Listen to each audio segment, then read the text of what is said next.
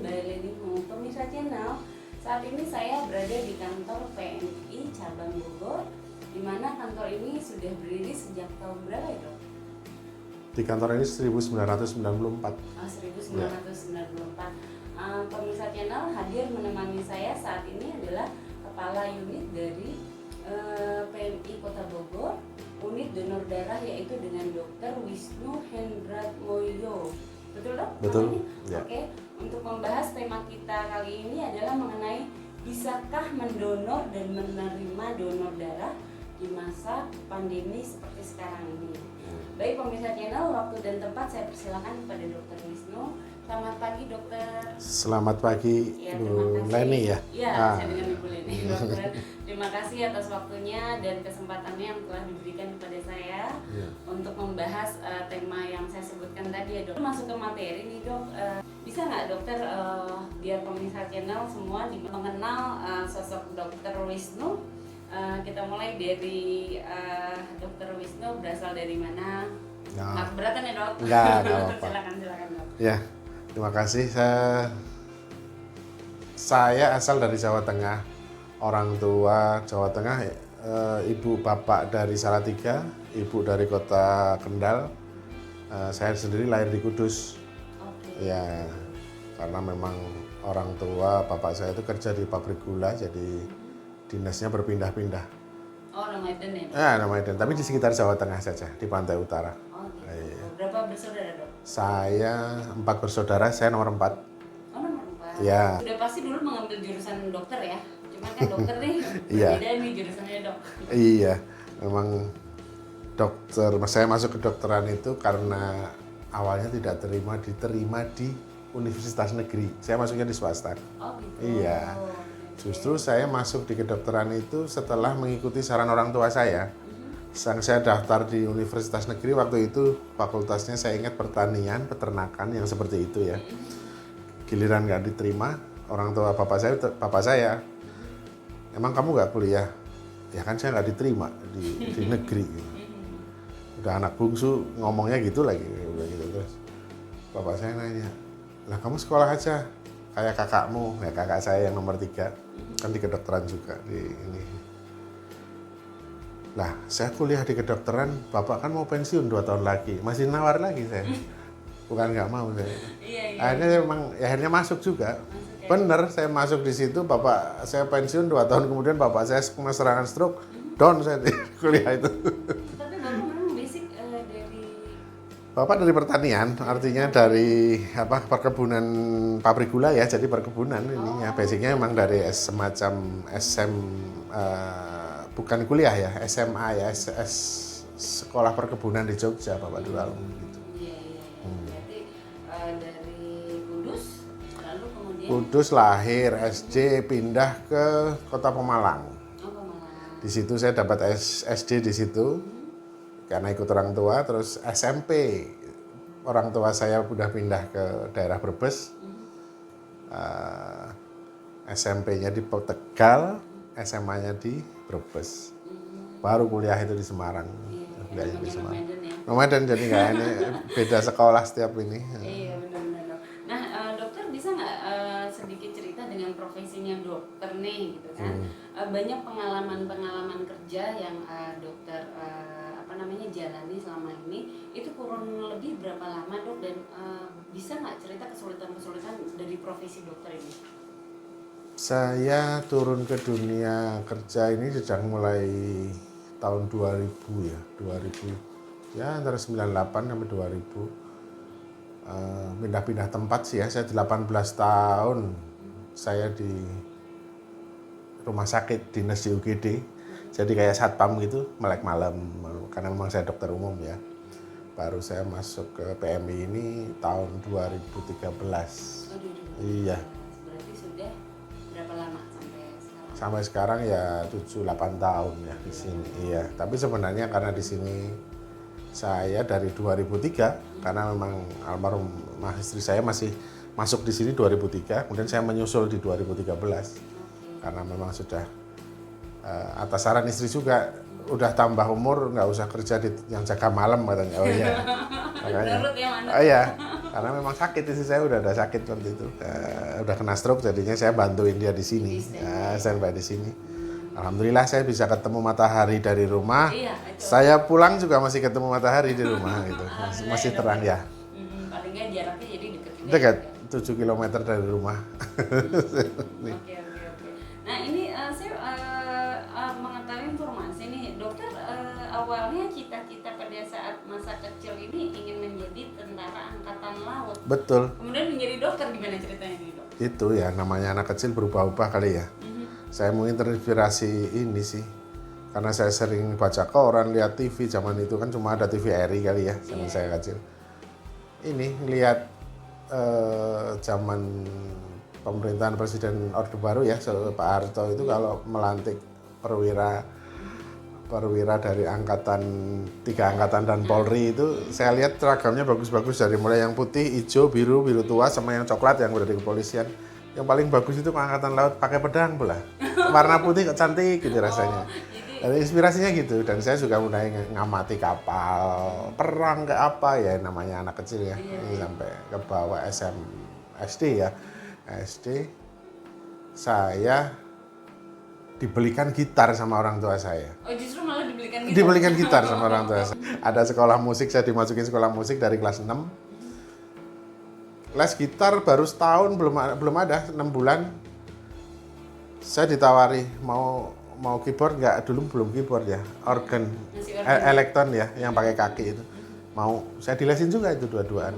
Saya les dari kelas 6 SD sampai kelas 3 SMP saya les. Saya udah mulai kenal musik di situ, sudah ngeband dari SMP. Jadi jiwa seni tetap ditanamin ya dok dari orang tua? Betul, jadi saya nggak tahu kenapa, apa ya, saya kok punya bakat di situ, saya juga nggak tahu orang tua saya beliin itu. Karena saya juga, kesenian yang saya lakukan bukan seni yang seperti itu juga. Di pabrik gula itu punya semacam karawitan, ada lesna, ada nari, ada nari tradisional dulu. Saya dari SD itu, sebelum saya kenal gitar saya sudah ya nari, terus main karawitan Jawa. Saya jalani sampai SMA itu masih, meskipun nggak rutin, tapi untuk level-level kabupaten dapat lah ya. dapat gitu. Cukup terkenal nih.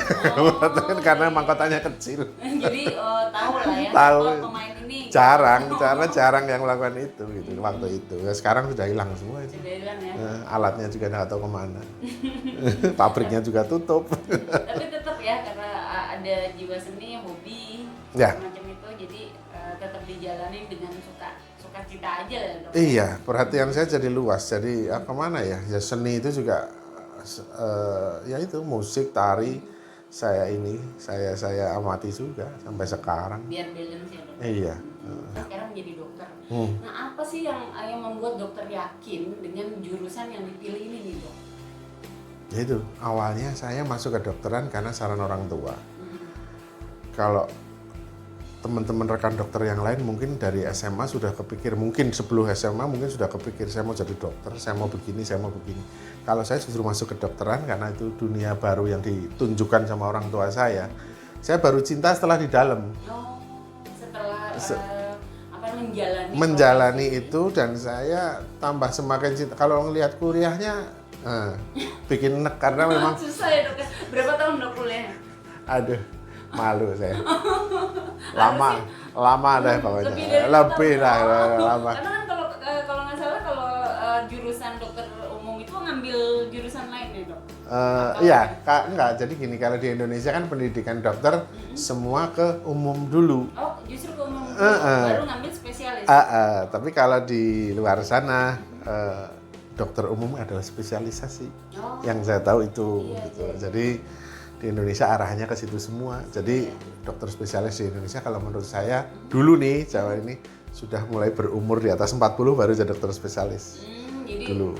Okay. Sekarang ini lumayan agak muda karena bisa dari dokter umum lulus langsung, tapi tetap masih dokter umum loh. Iya. Dokter umum dulu baru langsung sekolah bisa mereka gitu. Kalau zaman saya harus ke PTT dulu lah, ke puskesmas atau gimana gitu. Prosedurnya pokoknya agak rumit lah ya. Ya memang begitulah. Adanya di sini begitu. Iya. Oke, baik dok. Kita masuk ke materi nih dok. Ya, silakan. Untuk mengenai donor darah nih dok. Kebetulan kan saya memang termasuk juga sering mendonorkan darah saya. Jadi ada beberapa pertanyaan sebetulnya. Mudah-mudahan pertanyaan saya ini bisa mewakili pemirsa channel di mana kalian mau bertanya-tanya tentang hal yang kita akan bahas ini ya pemirsa channel. Nah, salah satunya nih dokter, apakah masih berjalan kegiatan donor darah ini di masa pandemi? Ya, donor darah di masa pandemi sebenarnya tidak ada bedanya. Kita nggak pernah menutup pelayanan karena memang pasien yang butuh darah tidak bisa berhenti, selalu butuh.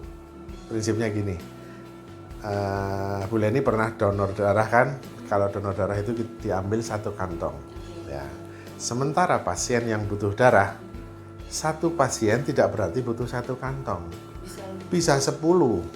Gimana ceritanya mau klop? Nggak pernah akan klop. Darah akan selalu dibutuhkan.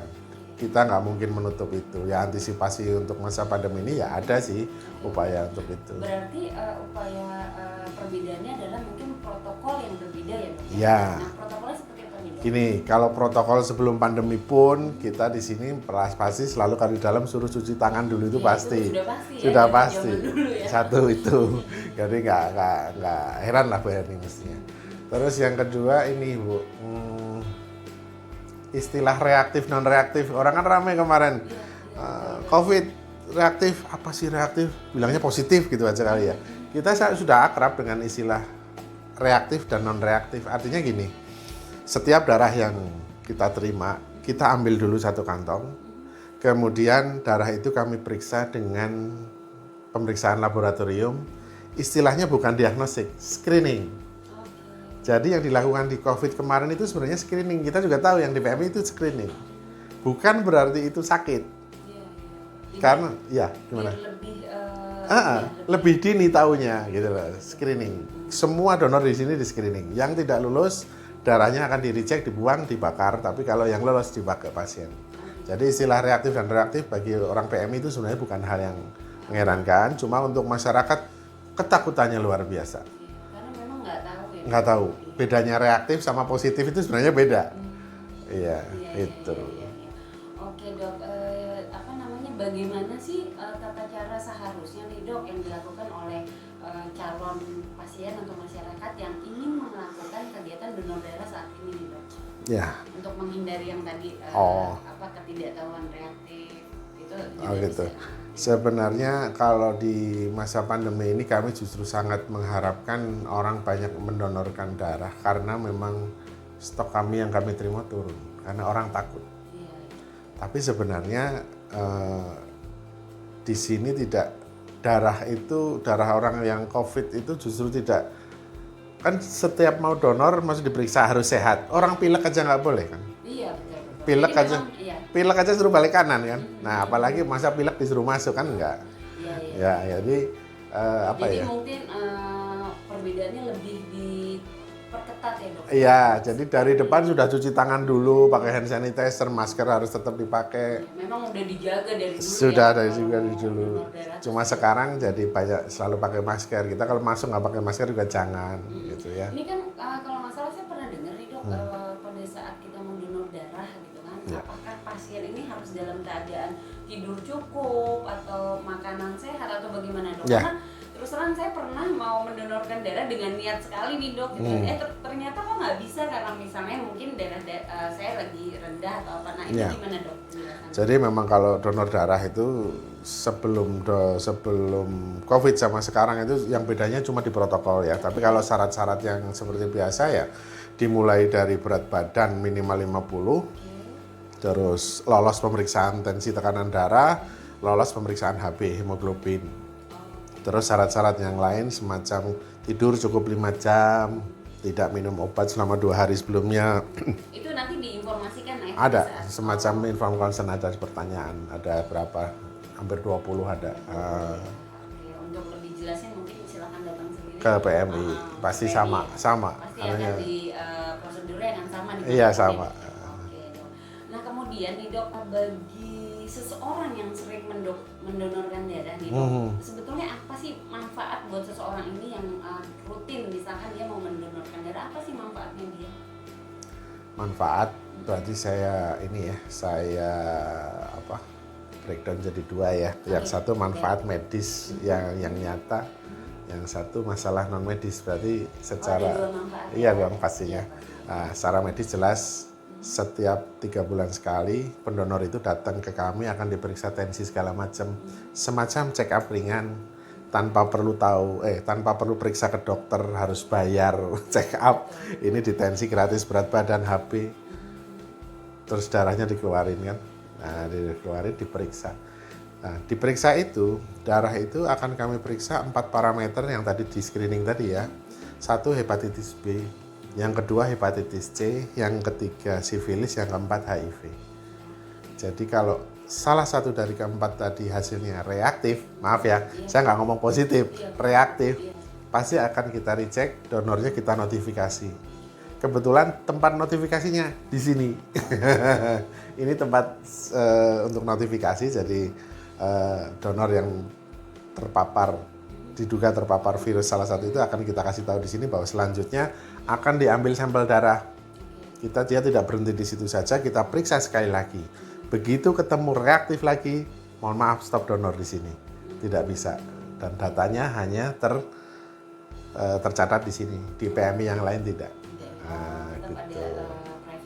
Iya, itu privasi harus datang sendiri. Nah ini dok, tadi kan dokter bilang itu apakah diketahui reaktif tadi itu pada saat si pendonor datang, atau memang dia sudah kan ada form yang harus diisi nih dok? Betul. Apakah dia cukup menjawab itu, ataukah memang dari pihak PMI itu tahu sebetulnya kalau misalnya begitu ngambil darah, kan ada pemeriksaan instan, itu memang ada pemeriksaan instan seperti itu dok?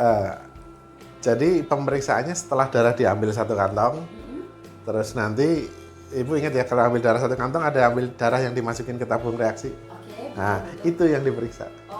Begitu diperiksa aman, kantong darah ini aman. Tapi begitu ini darahnya nggak aman, kantong darah reject, dibuang, dibakar. Nah ini pasien diinformasikan nggak? Betul, hasilnya reaktif, hasilnya reaktif, kita akan notifikasi ke dia lewat WA, sekarang lewat WhatsApp ya. Jadi mereka langsung kapan segera menghadap ke sini. Untuk hari di sini kami buka untuk pelayanan semacam notifikasi donor di hari Senin sama Kamis. Jadi tidak setiap hari, karena memang standby-nya petugasnya nggak setiap hari untuk yang bisa notifikasi. Jadi gitu. tetap dikasih tahu, tetap dikasih tahu. Ya. Baik. Nah nih dok, untuk jenis golongan darah nih dok, Betul. itu mempengaruhi nggak untuk kegiatan pendonor ini? Artinya pada saat saya mendonorkan darah, misalnya tipe donor golongan saya terus mau mendonorkan ke golongan apa gitu dok? Jadi gini, kalau donor darah kan ada golongan darah ada 4 macam ya, dan 4 macam A, B, O sama AB. Kemudian ada sistem darah resus positif sama negatif. Kita yang orang Asia hampir semuanya itu positif resusnya ya. Tapi kalau negatif justru kita nggak akan ambil, karena nggak akan ada yang pakai. Justru dengan adanya orang dengan donor golongan darah resus negatif, kita catat, kita minta alamatnya, kita minta kontak personnya, manakala ada orang yang butuh resus negatif, jadi baru dipanggil. Gitu. Itu di sini, karena memang belum tentu setahun sekali saya ketemu donor yang dengan resus negatif juga itu. Tapi tetap dibutuhkan apapun jenis golongannya. Sama, A, B, O, AB kita sama. Meskipun yang paling banyak tuh ya jumlahnya itu B sama O itu relatif paling banyak, populasinya paling banyak. Kebutuhan pun makin banyak. Ya pasti orang kayak gitu. Terus yang kedua baru agak sedikit berkurang itu A. Baru yang paling jarang populasinya AB. Jadi sehari gini kita dapat 100 kantong mamanya, paling AB bisa 1, 2, 3 gitu. Gitu. Saya AB dong. Gitu. Populasi yang jarang. Oke, nah dokter, apakah bisa nggak nih dok sedikit pengetahuan juga nih buat pemirsa untuk mekanisme hasil donor darah ini? Sebetulnya prosedurnya tuh prosesnya disalurkan kemana sih dok? Artinya kan ada prosedur yang misalkan dari PMI terus kemudian kemana? Betul. Jadi darah yang sudah kami terima itu kita akan proses. Ya, itu tadi pemeriksaan yang 4 tadi, screening. Setelah aman, baru kita simpan di darah kulkas darah yang aman, bank bank darah ya, blood bank itu yang ya. aman untuk disalurkan ke pasien yang membutuhkan. Kegiatan yang ada di kantor unit donor darah ini ada dua, satu melayani donor, satu melayani permintaan darah pasien. Dan itu jalurnya tidak boleh bertemu mereka. Oh, oke. Donor darah sebelah kiri, ininya mungkin sebelah kanan gitu ya. Kenapa nggak boleh? Ini ada maksudnya karena memang antara yang butuh darah sama yang donor, kalau mereka terjadi kontak saat stok darah berkurang atau minim, takut terjadi transaksi di situ. Oh, ya menghindari itu. Menghindari itu. Jadi loketnya PMI itu beda-beda. sebetulnya independen sendiri ya. Betul, independen. Tidak di bawah Kementerian Kesehatan, Dinas Kesehatan, tidak. Mandiri. Setiap kabupaten punya wilayah kemandirian sendiri. Tapi dengan begitu kontrolnya justru lebih terjamin ya dok ya untuk peredaran donor darah ini ya dok? Betul. Kalau peredarannya kan sebenarnya ini ya, darah yang ada di sini bisa diambil dari rumah sakit dari luar kota Bogor pun bisa ngambil. Jadi tergantung. Jadi kayak gini ya. Contohnya gini, ini kan pelayanan. Pelayanan itu seperti seorang dokter yang praktek.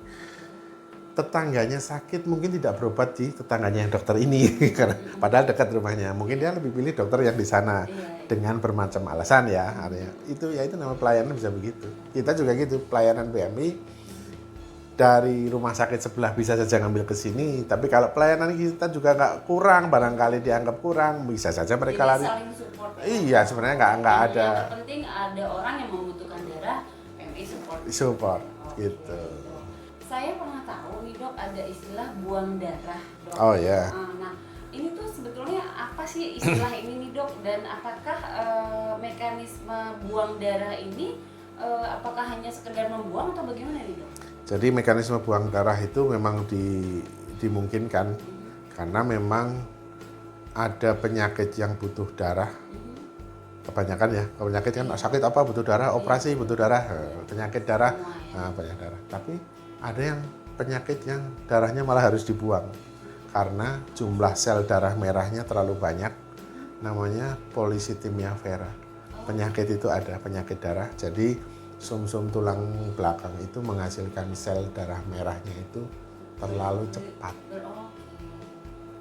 Dibilang semacam pertumbuhan tumor kanker itu kan pertumbuhan sel yang cepat. Nah ini dibilang kanker belum, tapi dia produksinya darah, ada indikasi ke arah sana. Jadi produksinya sel darah merah banyak sehingga HB-nya tinggi. Oh, jadi itu darah nggak bisa dipakai dan harus dibuang karena terlalu kental. Biasanya HB-nya di atas 20, 25, 24, 23.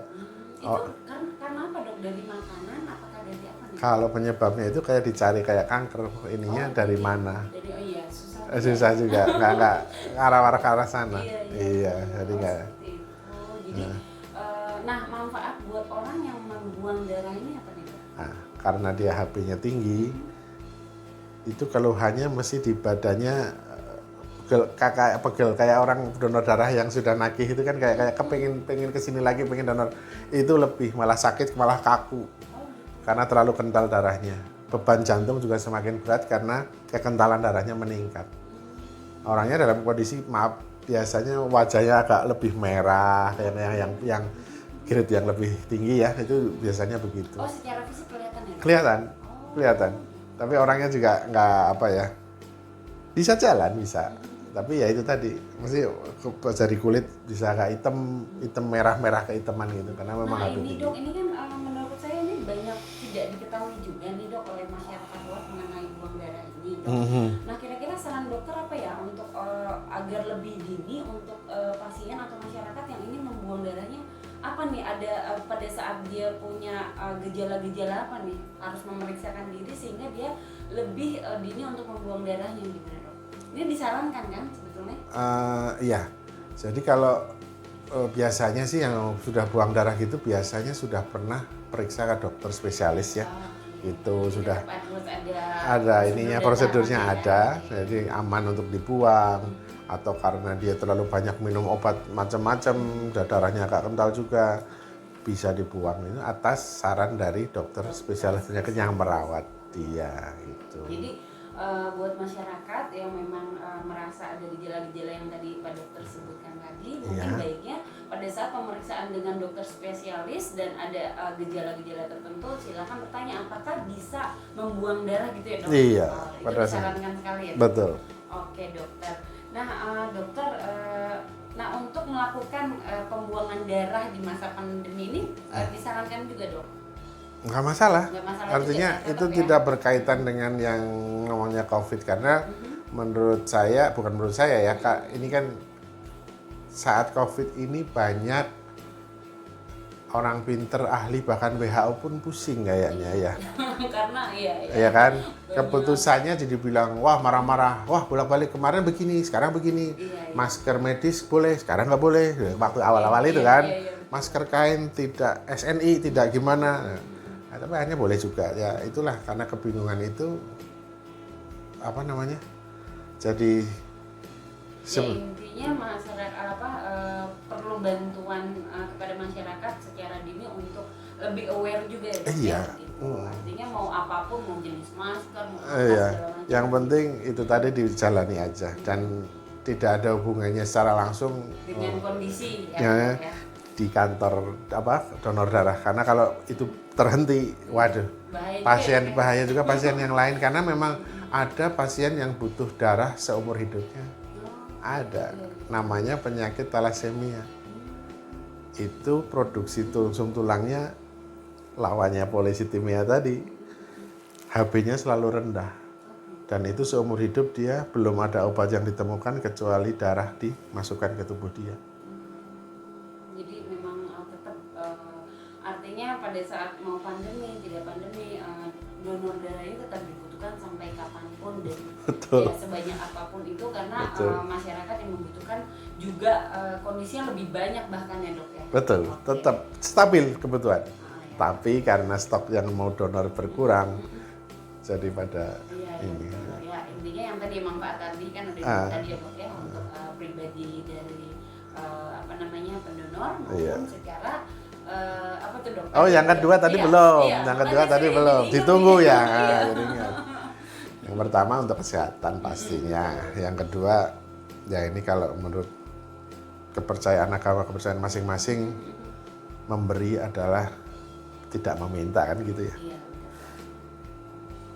Yang saya amati selama saya bekerja di bidang ini nyambung sih.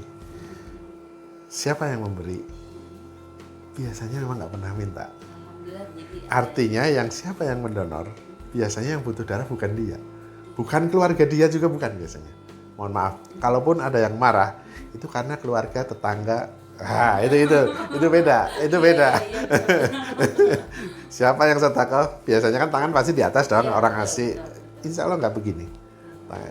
Jadi nggak akan butuh darah. Justru yang butuh darah biasanya teman, ini yang bukan keluarga inti. Iya, kembali lagi kedua yang tadi secara kesehatan dan secara kepercayaannya masing-masing. Iya. Tidak pernah salah. Nggak pernah salah. Apalagi ada yang minta, jelas. Mau memberi tanpa ada yang minta aja pasti baik. Apalagi udah jelas-jelas ada yang minta. Itu juga nggak kebetulan loh, ada yang minta loh. Jadi semua nggak pernah kebetulan. Nggak ada kebetulan. Itu ada yang ngatur. Oke. Nah, nih dok, balik lagi nih ke persyaratan pembuangan darah tadi. Dok, apakah ada syarat nih dok untuk pasien yang mau buang darah? Syaratnya apa dok? Syaratnya sih ini, yang penting di pemeriksaan HB itu lebih ya. Apakah harus ada surat pengantar atau bagaimana dok? Bisa ada surat pengantar, tapi kalaupun yang sudah sering buang darah karena memang HB-nya selalu tinggi ya kita nggak apa-apa, asal diperiksa HB-nya tinggi di atas 17, apalagi dia minum banyak macam-macam obat sehingga darahnya pastinya mengandung macam-macam obat, nggak akan bakal bisa dipakai. Ya kita nggak aman. Nah ini tuh jenis pelayanan nih dok, apakah memang sekarang sudah ini kan pelayanan kan ada sekarang kan lagi musim orang banyak di rumah, apakah dari PMI sendiri ada pelayanan untuk donor maupun buang darah ya dok? Itu bisa nggak dari pihak PMI? Sebenarnya dimungkinkan sih, tapi kita belum melakukan hal yang itu karena memang untuk kegiatan donor darah kita ada kegiatan donor darah di luar kantor. Kayak contohnya hari ini ada satu tim yang menuju ke suatu tempat semacam PT atau kantor apa gitu, kita datang, kita jemput bola ke sana. Itu sudah setiap hari Tetap ada. menyebar di Ya. masyarakat ya. Justru kita ramenya biasanya di luar kantor, tapi karena pandemi mereka pada menutup kegiatan, jadi ya menurunnya drastis di situ. Jadi memungkinkan ya bagi Iya. misalnya pendonor darah apabila tidak bisa datang ke PMI, Iya. coba konsultasikan dengan Iya. pihak PMI untuk mendatangkan PMI-nya sendiri ke Iya. tempatnya ya. Itu sudah adat biasa, jadi di sana ada sekitar kumpulan 30-50 orang, kita akan meluncur ke sana. Dan itu jadwal padat sebelum pandemi. Itu bisa lihat di papan itu sebenarnya jadwal setahun pun sudah terpapar. terpapar. Tercatat ya. Dari rumah ibadah, masjid, gereja, kelompok masyarakat komunitas di perumahan, terus ormas kayak segala macam, PT segala macam. Itu justru di hari Minggu, Sabtu Minggu kita nggak pernah libur. Oh, gitu. Justru favoritnya orang donor darah itu di hari Sabtu dan Minggu. Karena mereka punya waktunya. Punya waktunya itu sebelum kemarin ya. Nah, tapi sekarang udah mulai banyak. Nah, Ya. prosesnya tuh sebenarnya biar masyarakat tahu juga nih Dok, berapa lama sih untuk mendonor maupun membuang darah tuh prosesnya nggak lama kan ya Dok ya? Kalau lancar 10-15 menit sudah selesai. Oh, 10 menit sudah selesai. idealnya Lancar. itu Iya. ya, Dok ya. Sebentar ya Dok ya, Sebentar. jadi nggak ada halangan buat pemirsa channel untuk mendonor darah ke PMI maupun di luar PMI ya Dok ya? Iya, jangan takut untuk mendonorkan darah karena yang butuh selalu lebih banyak Selalu dibutuhkan. daripada yang donor. Baik Dok, demikian pemirsa channel perbincangan saya dengan Dr. Wino, yaitu Kepala Unit Donor Darah PMI Kota Bogor. Semoga apa yang kita bahas di kesempatan kali ini membuka wawasan kita dan kita semua maupun pemirsa channel mengenai tema yang dibahas tadi. Nah, sebelum berakhir video ini, bisa nggak dokter memberikan saran atau tips kepada pemirsa channel? Saran atau tips Iya, untuk apa saja gitu. inspirasi untuk jadi inspirasi pemirsa channel nih, dengan hobi, dengan profesi, apapun itu Dok. Apa ya? Jadi Atau moto hidup boleh Dok. moto hidup. Iya. Ya kalau moto hidup saya sih ya ini bukan moto hidup yang dari dulu, mesti berubah-ubah kan. Iya. Ya, yang Menarik kalau saya yang kita terakhir. dengerin, Dok. Jadi intinya hidup ini sebenarnya tidak ada yang kebetulan. Oke. Semua kejadian itu sudah direncanakan jauh hari sama Allah Ta'ala, Sang Pencipta, Allah Subhanahu wa Ta'ala. Sehingga sekarang itu kalau hidup itu cukup dijalani, cukup disyukuri, langsung dinikmati. Sudah, itu aja. Otomatis dengan jalan yang benar ya. Kan ada aturan itu aja sih. Pemirsa channel, moto dari Dr. Wisnu adalah hidup itu cukup untuk dijalani, disyukuri, dinikmati, karena dalam hidup tidak ada yang pernah kebetulan. Iya. Betul ya Dok ya? Semuanya tidak ada yang kebetulan. Seperti perjumpaan saya dengan Dr. Wisnu ini tidak pernah kebetulan. Enggak kebetulan. Memang sudah ada direncanakan. Iya. Kalau dibilang saya generasi mesin ketik yang masih berbunyi itu, nah, sampai ketemu komputer yang dari apa? Udah digital. Sampai ke sini sekarang. Alhamdulillah generasi saya itu mengalami itu semua. Iya. Jadi semua ini proses. Proses aja sebenarnya. Jadi kalau anak sekarang nggak tahu mesin ketik yang pakai pita kain, ya nggak apa-apa. Memang nggak tahu. Biarkan itu jadi museum aja, nggak apa-apa. Tetap ada sejarah ya. Ada. Baik Dr. Wito, terima kasih banyak. Salam sukses untuk semuanya. Saya pamit undur diri, dan Dr. Wisnu di video selanjutnya dengan tema yang berbeda tentunya. Pemirsa channel di Lenimo Daily Inspirasi by Lenimo. Pemirsa channel, apa yang kita berikan sesuatu yang berharga untuk orang lain belum tentu bisa kita berikan di setiap waktu, bukan karena kita tidak mampu dan tidak bisa, tetapi seberapa keinginan kita untuk memberikannya agar menjadi manfaat untuk orang lain. Saya undur diri, terima kasih. Assalamualaikum warahmatullahi wabarakatuh. Waalaikumsalam.